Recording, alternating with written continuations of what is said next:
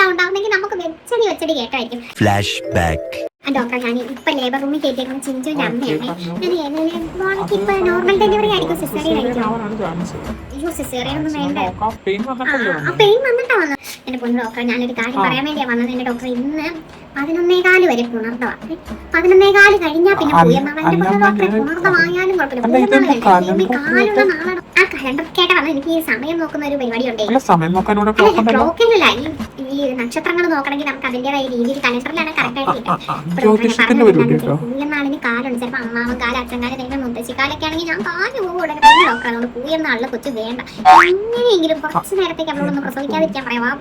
നാളെ ഒരു ദിവസം കഴിഞ്ഞിട്ടേ പിന്നെ മകം പെൺകൊച്ചാണെ മകം പിറന്ന മങ്ക സൂപ്പർ. ആൺകൊച്ചാണെങ്കിൽ വേണ്ട, അതും വേണ്ട. പൂരനാൾ വലിയ കുഴപ്പമില്ല. അത് കഴിഞ്ഞ് വരുന്ന പൂരനാളാ. പൂരനാൾ ആൺകൊച്ചാണെങ്കിൽ പിന്നെ കുഴപ്പമില്ലേ. അത് കഴിഞ്ഞിട്ട് പിറ്റേ ദിവസം ആണെങ്കിൽ ഉണ്ടല്ലോ ഉത്തരവാണ്. ഉത്തരനാൾ എന്ന് പറഞ്ഞാൽ അയ്യപ്പൻ്റെ നാൾ. ആ നാളിൽ കൊച്ചുണ്ടായ മുക്കാലിലാവുണ്ടാവുന്നെങ്കിൽ നമുക്ക് വെച്ചടി വെച്ചടി കേട്ടായിരിക്കും. എങ്ങനെ നേരം പള്ളി ഉത്തര മുക്കാല് വരെ മാറ്റാൻ പറ്റും ഡോക്ടറെ?